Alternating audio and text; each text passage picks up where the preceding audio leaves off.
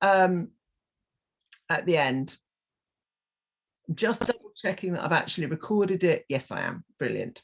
So I'm sure many of you at this talk already know what the Fitties is and where it is. But for those who don't, or perhaps for those who are listening later on online, this is in northeast Lincolnshire, just near Cleethorpes.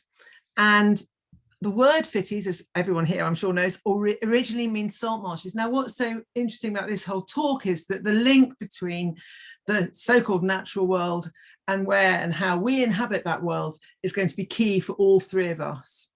And this is a remnant, a very, very valuable remnant of the plotland movement.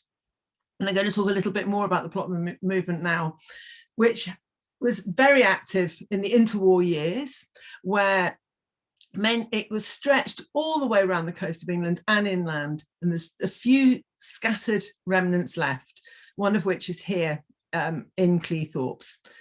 It was where working class people were able to get land or put up shacks, or as you'll see, railway carriages, buses and so on, anywhere that they could call their own. And we're going to be looking at that kind of thing in a moment. Very sorry, there will be a slight hitch while I attempt to move my slide on. Brilliant. Now, I've got a second slide here of another plotland, or is it? This is an image of a plotland in Essex, the images of Leyland and Dunton plotland. How different does this look to our Humberston Fitties? It's fantastic in one way, you might think. It's been rewilded and it's a nature reserve. But where are the chalets? You'll just see in the right-hand photograph the foundations of one.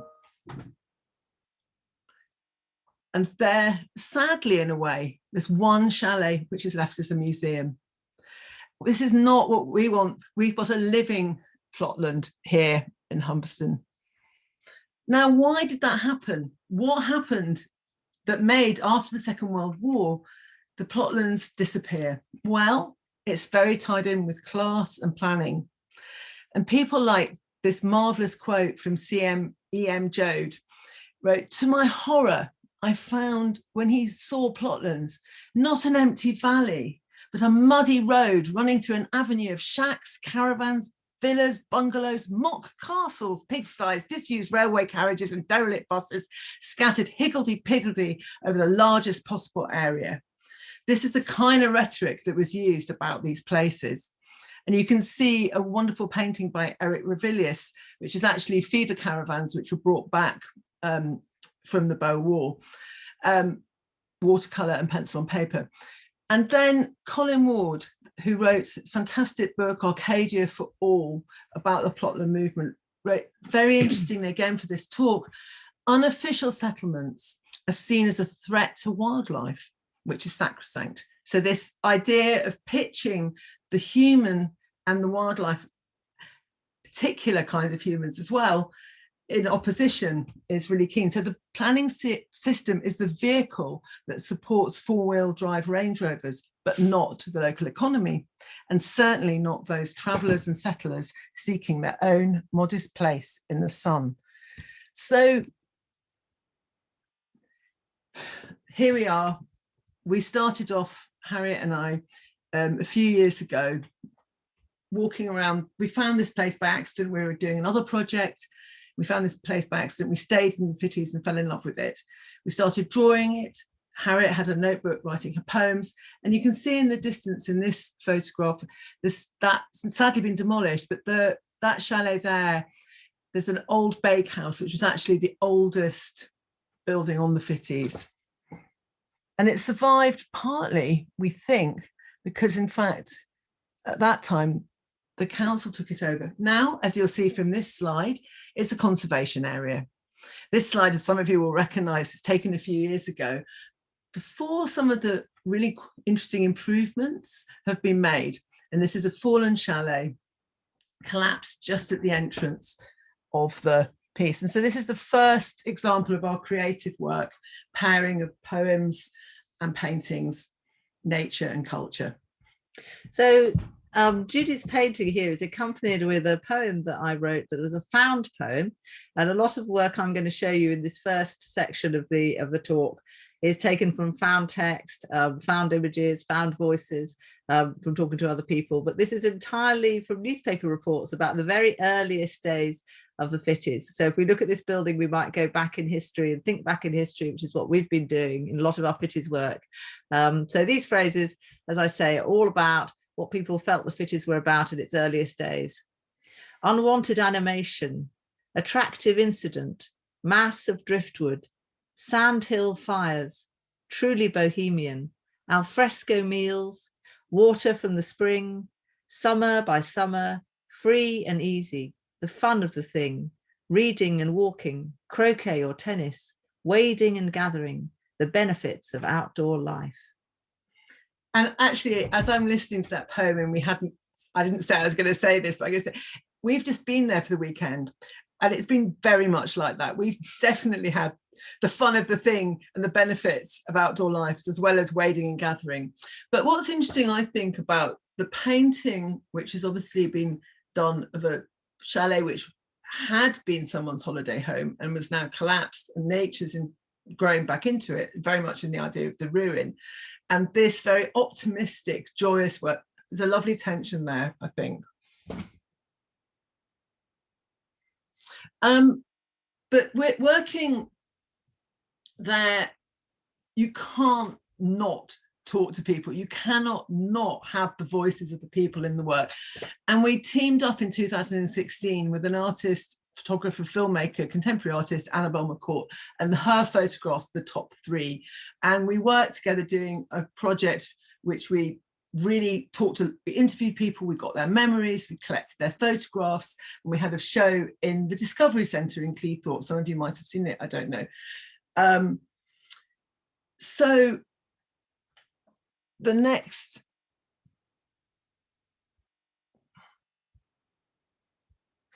slide shows more the workshops, the kind of engagement, long-term engagement we've had over the last years.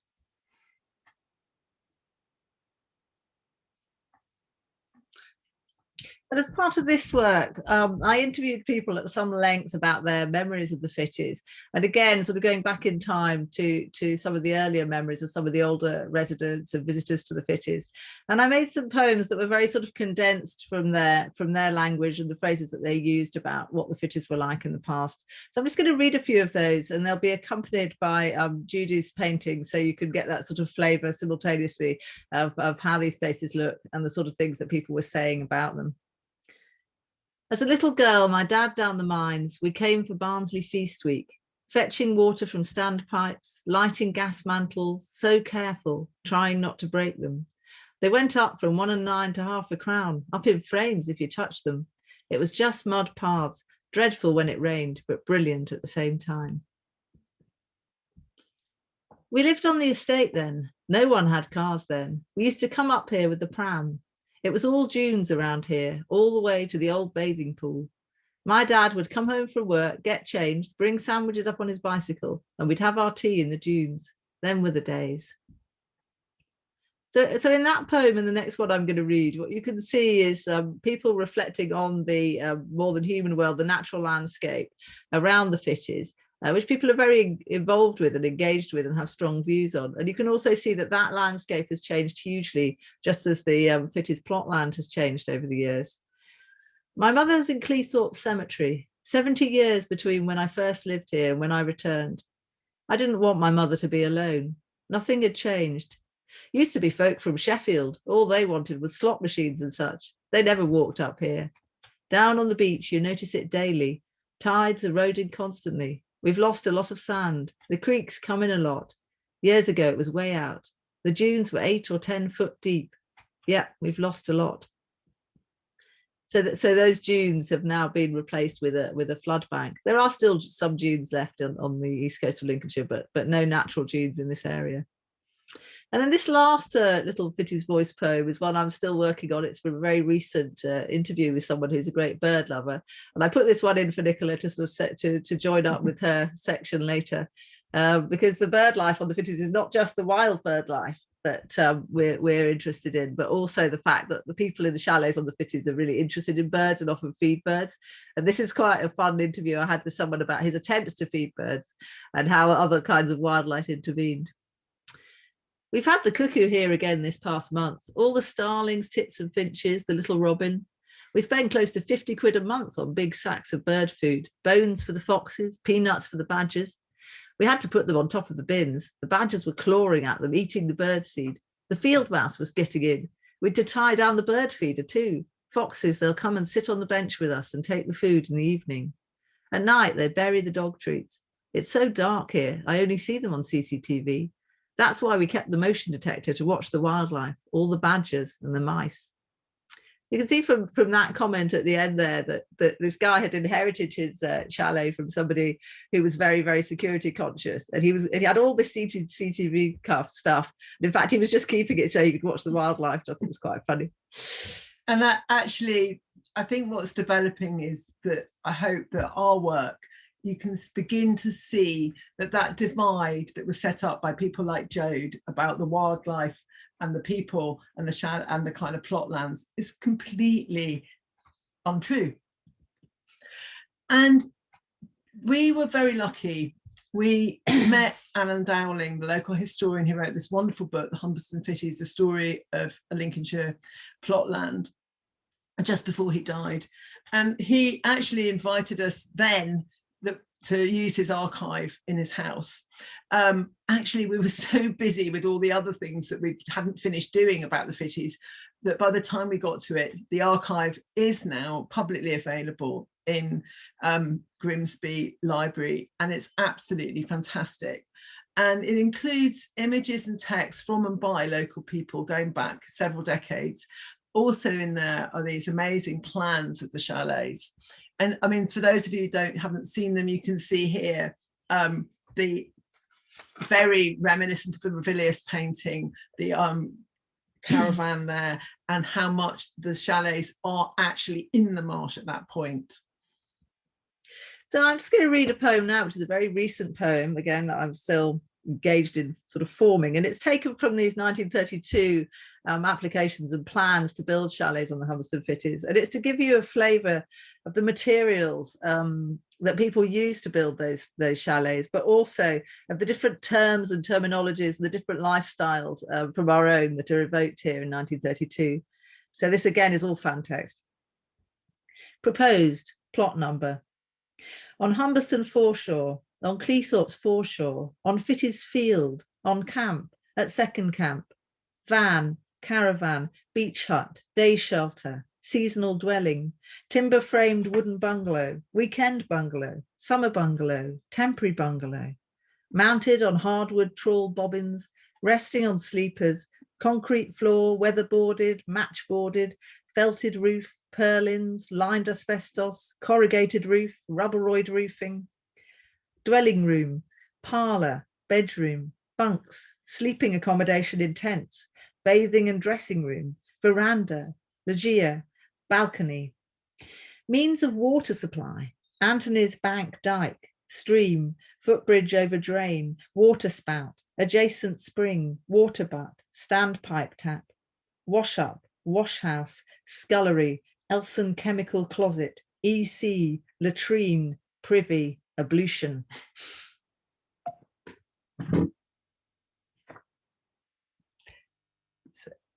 I must apologise. I do occasionally have a sort of slight hitch with my computer and moving the slides on. There we go. Okay, and I'm just going to read to end off this section before we hand over to Nicola.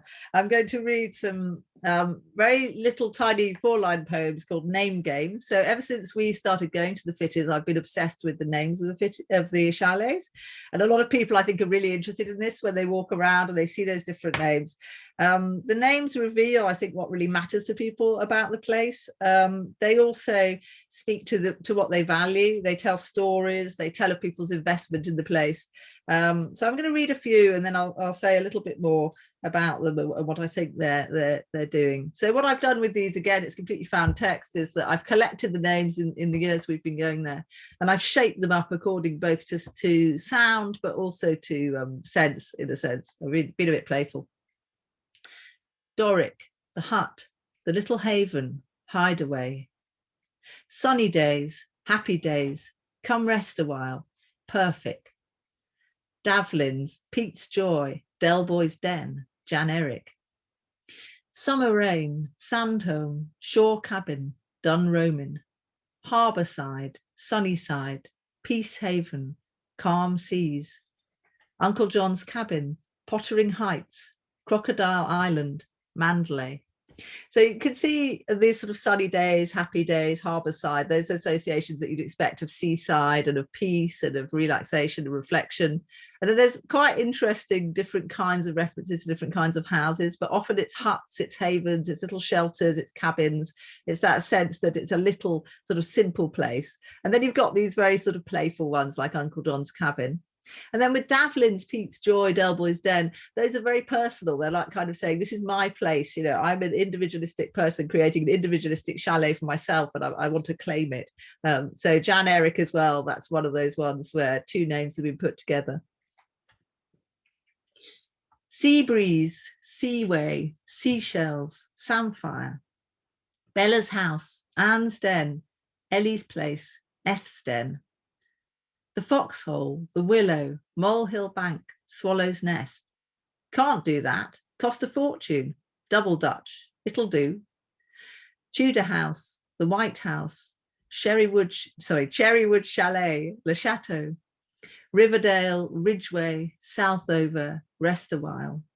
And I think here you can see that the sort of references to the more than human world going to animals and birds. So we've got the foxhole, the willow, the molehill bank. And the other thing I think to say about this one is the it'll do, because it'll do and that'll do are names that have been used for chalets on the Humberston Fitties since the 1930s. And people say that this is because people used to say they'd be in their own sort of real house, or, you know, they'd be in a shop or something, and they'd say, that'll do for the chalet, it'll do, that'll do. And that's where that was from. Tudor house, the White House, and Le Chateau also are very amusing. I think they're very tongue-in-cheek, and they're like kind of saying this is, you know, like a palace, this is the best place in the world. But I think they're also playing around with sort of ideas of pretension and being posh. So the next slides are a few more of these, but these are interesting because these are a new discovery. They're all taken from the 1932 plans. And I think with these, you can see that there's a difference of flavour, because obviously we're talking nearly 100 years ago, but there's also the same ideas, really. And it shows to me that there's been this kind of flow of names and flow of ideas and associations with the Humberston Fitties, but also just generally with plotlands and chalets. So we've got Sunglow, Sea Point, Sunny Corner, Sea Haven. And then again, here's one that plays around with his ideas of pretension. And again, this is from 1932. Mayfair, Broadway, Saint Malo, Très Beau. And then this is one which is totally made up of people's names put together. So Kiloma, Penkin, Robina, and Sijima. Sijima is 5 people's names. It's the first letter from 5 people's names. I can't remember offhand who they are. Cyril, James, you know, Mavis, this kind of thing. Sandyside, Burnside, Riverside, Brightside. And this is a Bide a Wee, That'll Do, Burp, The Limit.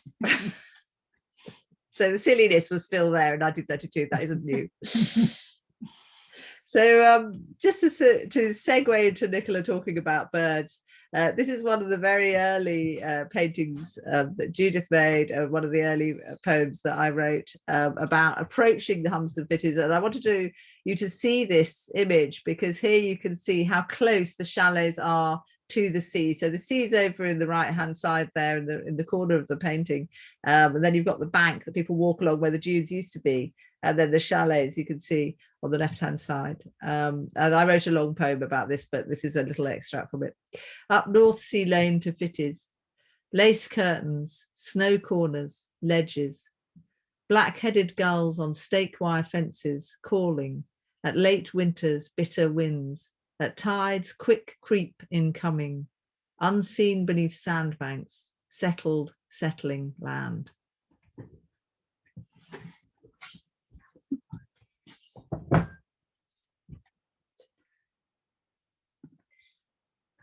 Okay, so I'm going to now change tack slightly, and I'm going to ask you to do something for me for the start of my section of this talk. I want you to imagine that you are a female bird, and I want you to imagine that you have just flown thousands of miles on your migratory route, or perhaps weathered a harsh winter, and then finally spring arrives and you begin to prepare to breed. Now, first, you must find sufficient food in order to make sure you're in really good health and condition, and that's crucial because you need to be in good condition in order to breed. Next, you must find a well-suited and hopefully high-quality mate who will provide good genes for your offspring, as well as helping you to establish a great kind of breeding site and providing you with the resources that you need. And having secured that right partner, then you need to get on with building a nest and producing eggs. And this, by the way, is no mean feat. So to produce an egg, you first need to literally grow your reproductive system, because in seasonally breeding birds, like the ones that, you know, we would see here in the UK, the reproductive system regresses outside of the breeding season. So that whole reproductive system has to be grown back. And then you have to develop your ovarian follicles. You need to fill your ova with rich, nutritious yolk to support your embryos. And then once those eggs are released and fertilized, you then need to kind of package them up in a super protective pod, the egg, pumping it full of albumin and covering it with a hard protective shell, even painting that shell with an array of amazing colors and patterns. All of this inside your amazing but easily depleted body. So to make sure your eggs are perfect and will allow your embryos to develop successfully, it takes a huge amount of energy. But there is no time to rest, because once laid, your eggs then are relying on you to ensure that they are kept safe and warm, and you need to keep them hidden, to keep them in contact with your skin as much as possible, so you can transfer your body heat through to your embryos to allow them to grow. And time spent off the nest is it really needs to be limited during this time, because any time spent off the nest is going to be detrimental to the development of your offspring. And you're also quite vulnerable during this time, quite literally a sitting duck, hoping desperately to avoid predators or disturbance to your nest that might force you to leave your precious eggs in which you have invested so much.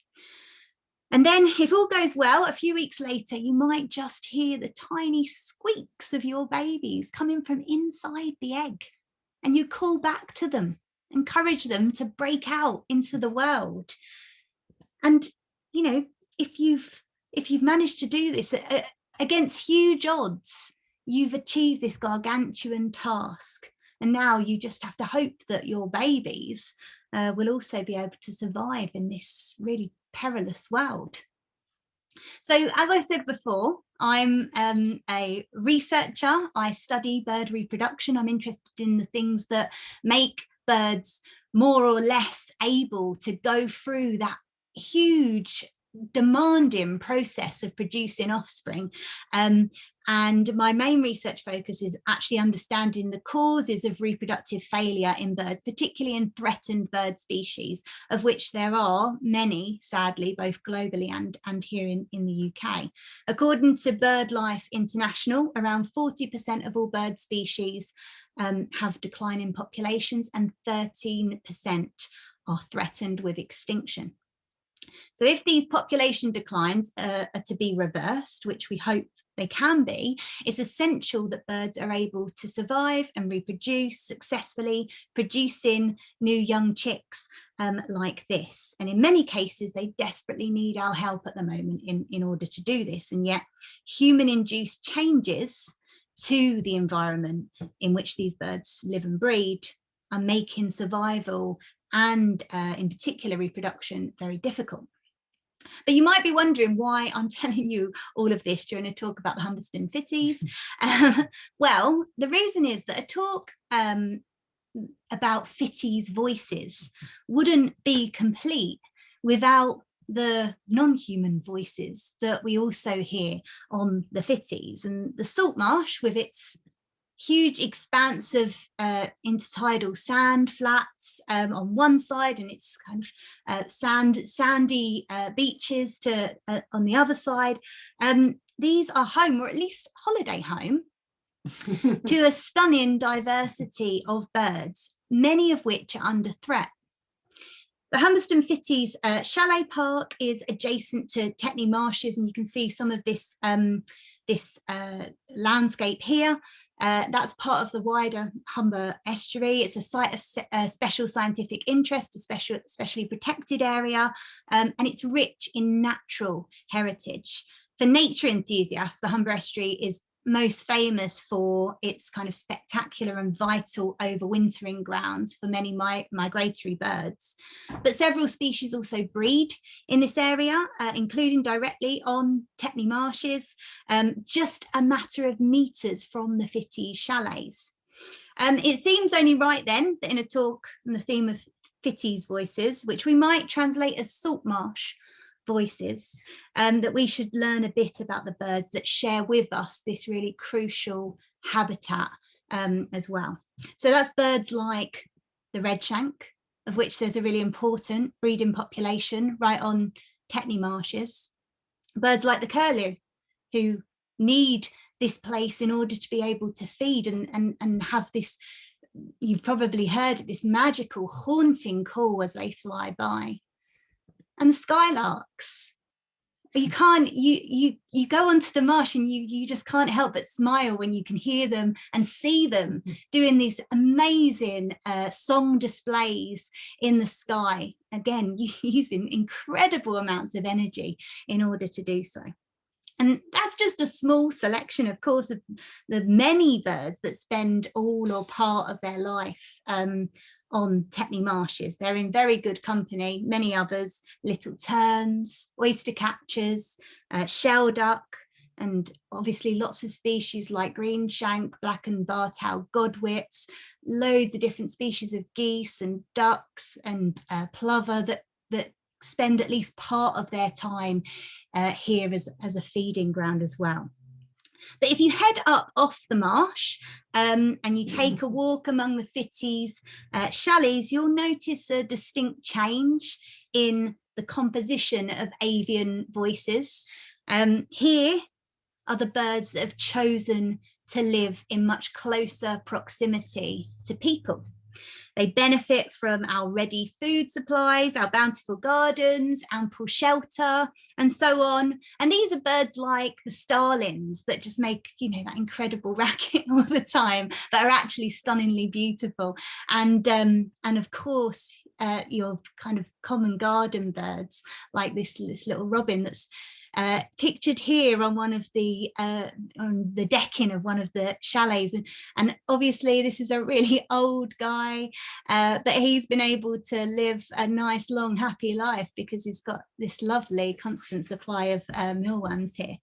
So while this latter set of birds clearly benefit in many ways from their close proximity to people, unfortunately, some of the species that I talked about before that prefer to keep their distance out on the marsh are struggling to cope with, you know, the living alongside people and the kind of encroachment, I guess, of people into the spaces in which they do feed and breed.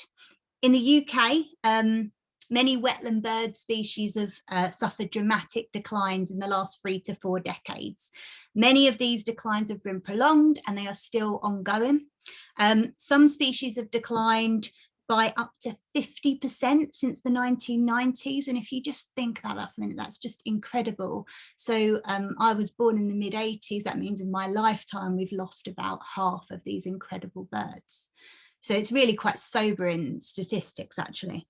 And several of the birds that I already mentioned that rely on the Humber estuary for crucial stages of their lives are red-listed birds of conservation concern. Wading birds in this area are under threat due to habitat loss and degradation, and this results from the development of the land and human activities in the land. The saltmarsh habitat of the Fitties is particularly vulnerable to some of these issues. So saltmarsh itself is in decline globally.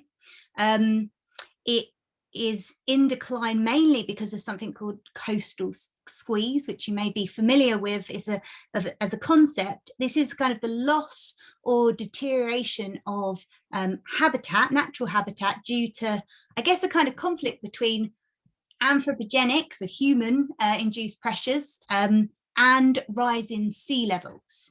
So as a result of rising sea levels, people obviously have created a range of management systems in order to try and prevent flooding. And however, in response to rising sea levels, these natural habitats that exist on the kind of boundary between land and sea, they would naturally move further inland by presenting barriers to these on this kind of landward side.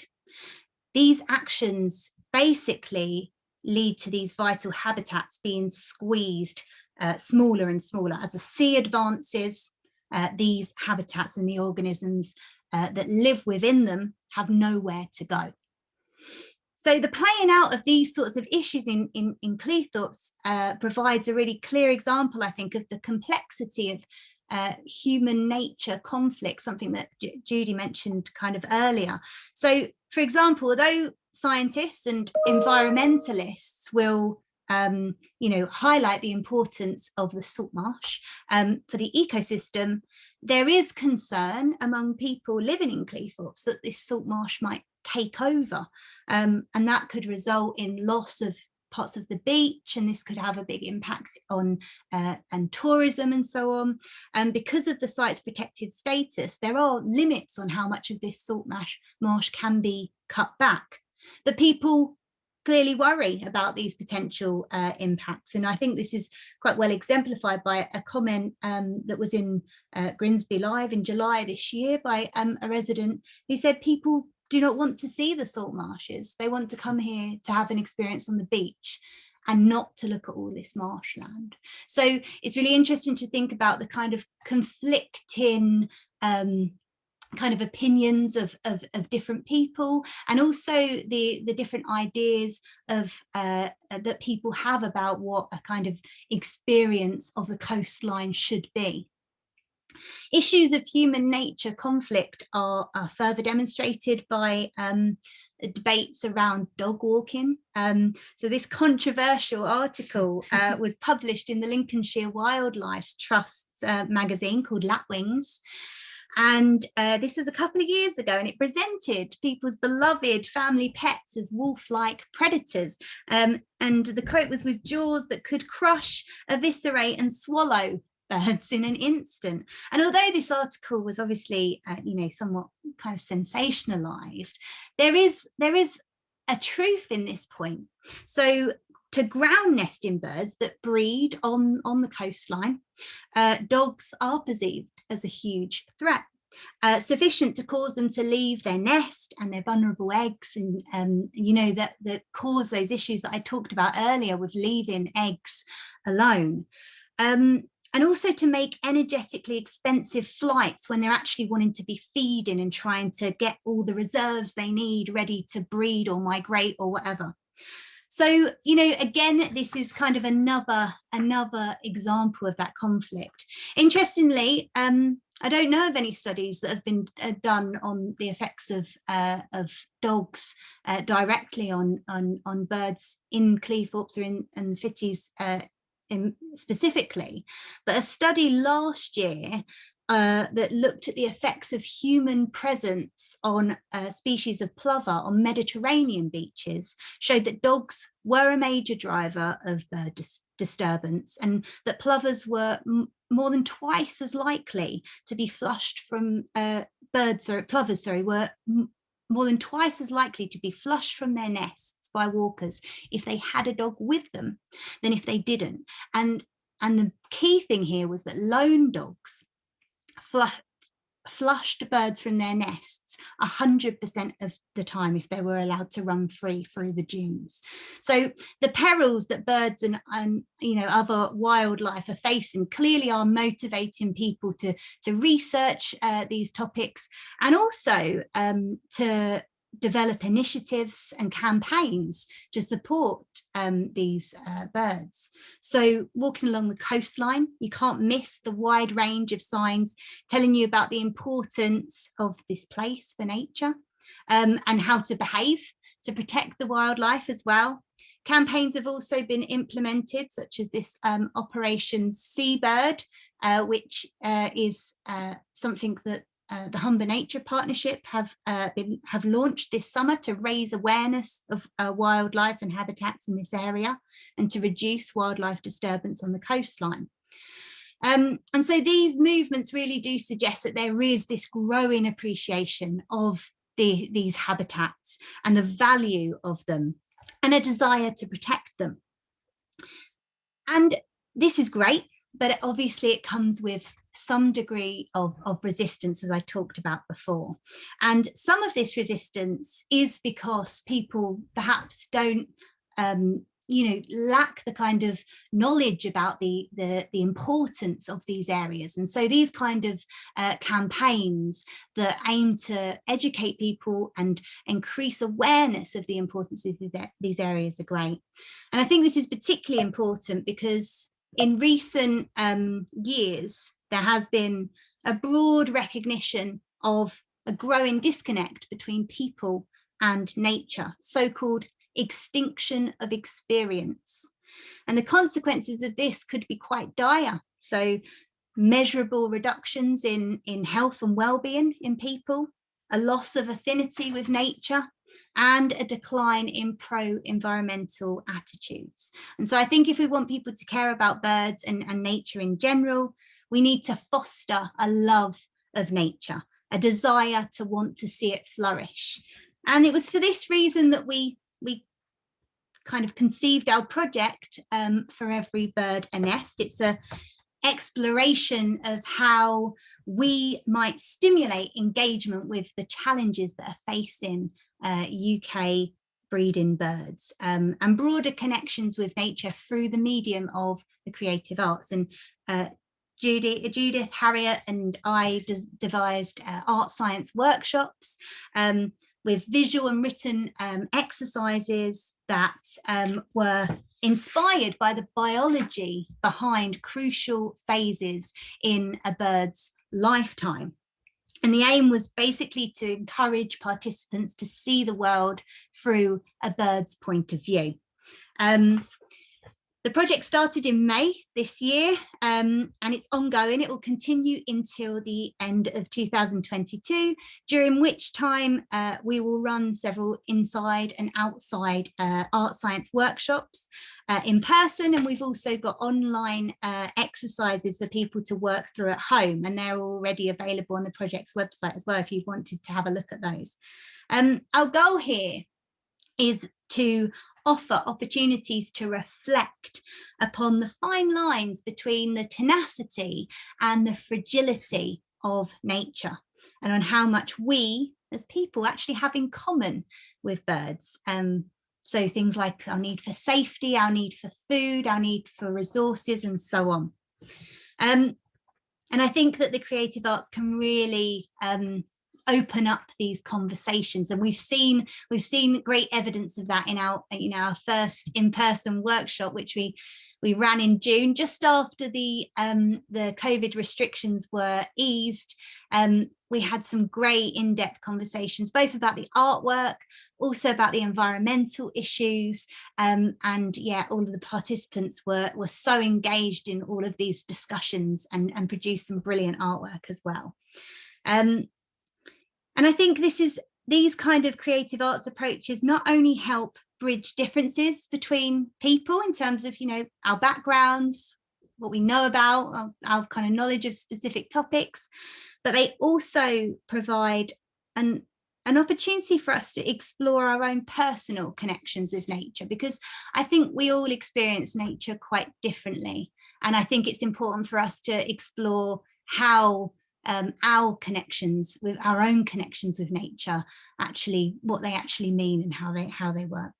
Okay, so I'm just going to finish my part of this talk by saying that I think just as we consider assets such as buildings and artwork and knowledge to be heritage, we should also consider nature as heritage, passed to us, and it's our responsibility to pass it on safely to the next generations as well.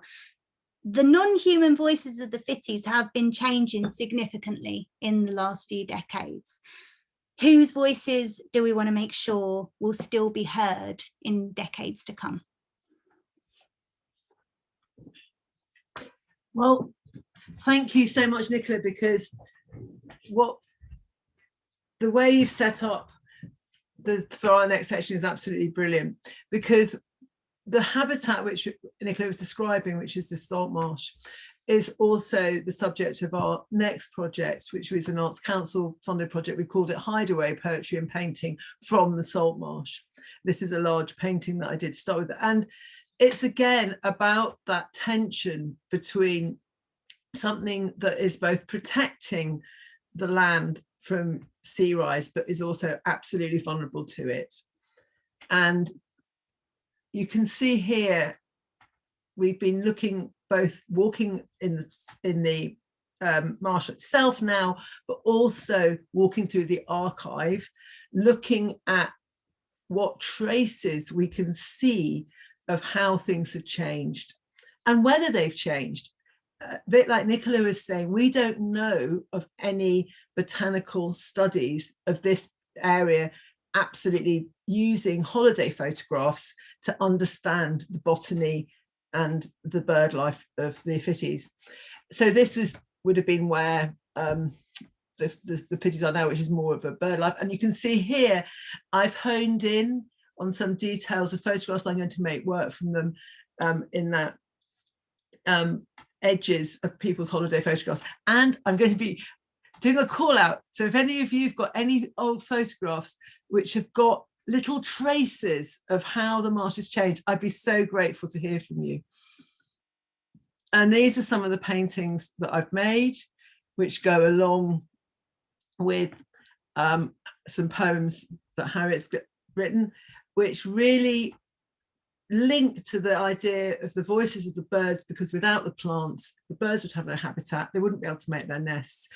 And there's something here about the relationship of how we might be able to live alongside both plants and the other non-human voices, in a way looking back into that kind of idea of the plotlands, which was perhaps a little bit more ad hoc. And I think another element of what art and poetry could do for helping us to think about our environment is actually to slightly defamiliarize them. So some of these images of Judith that are very close in on the plants actually make them the center stage and make them really important. And I think that's also about helping us to think about those plants and how important they are. It was really interesting that Nicola took that extract about how people feel about the salt marsh intruding as they see it sometimes on the beach. So these poems in some ways were written to celebrate the amazing quality of those saltwort plants, which is basically something that would be capable also of slowing down flood. We haven't talked about flood in this talk because we've covered so many other things, but obviously the east coast of Britain is really under threat from flood, and salt marsh provides a cushioning as well as a habitat for birds against that, a sort of soft cushioning. So I'll just read these poems. These are not found text.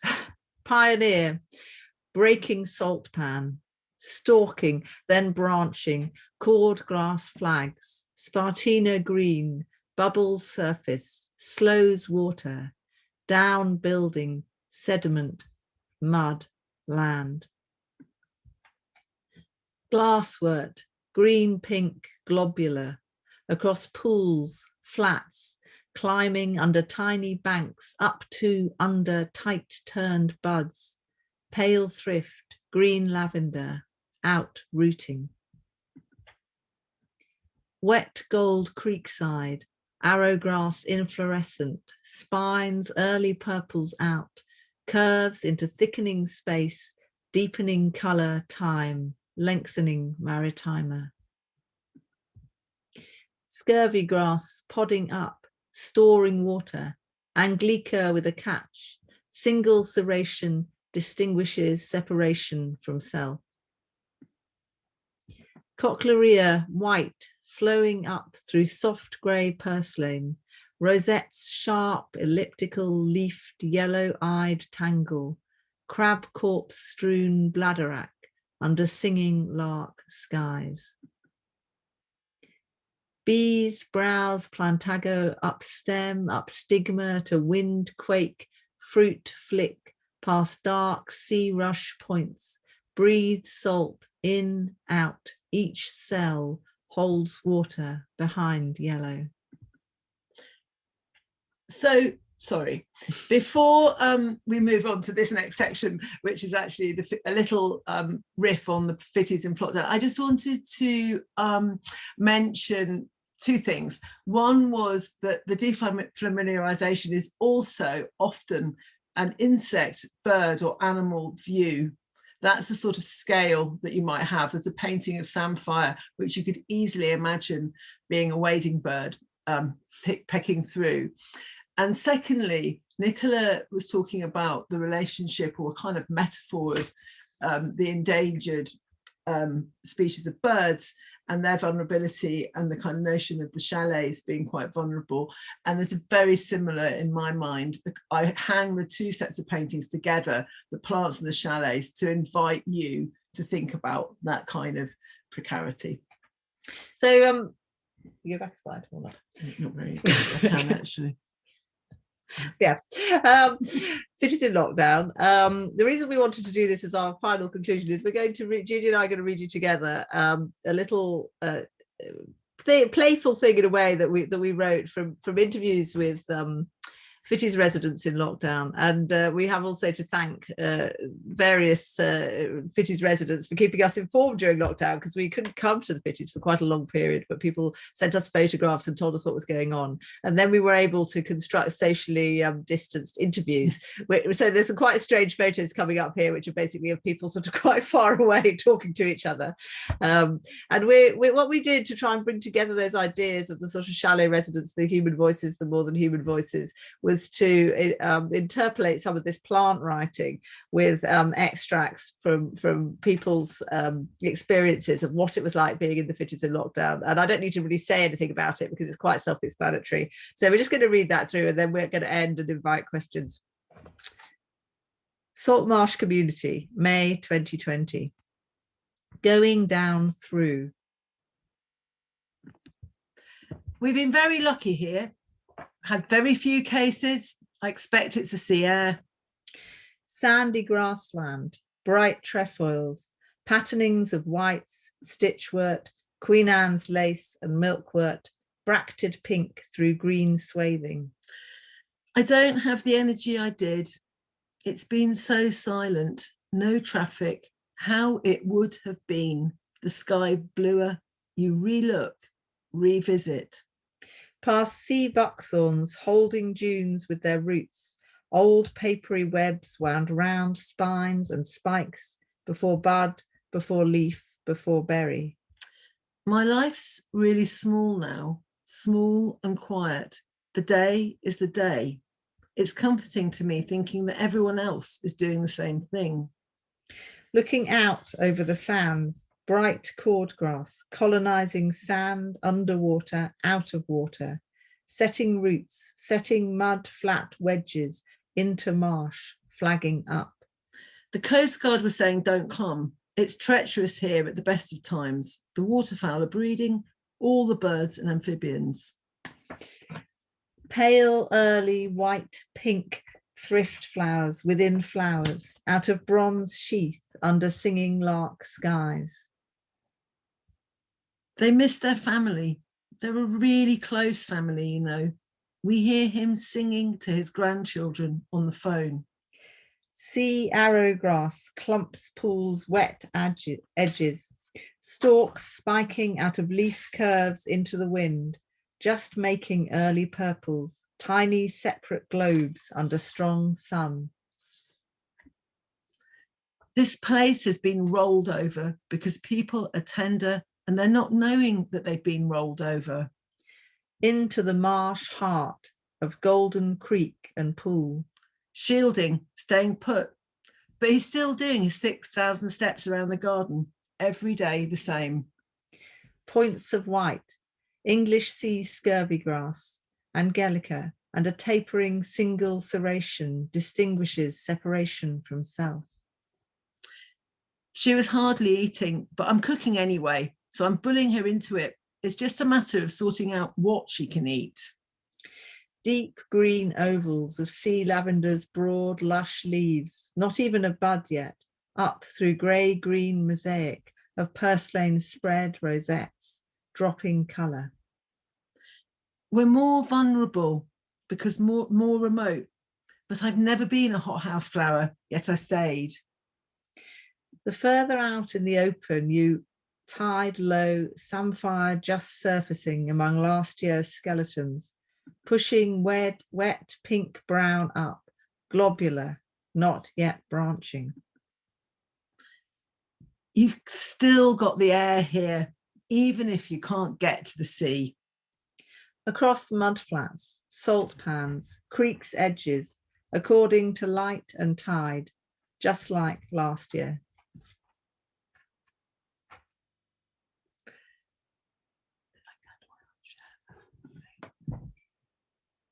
So we've given you a lot to think about. We're very happy to take questions. We will invite you to unmute if you want to raise your hand either in person or in an electronic fashion. Then please go ahead and ask any questions you like of all of us, any of us.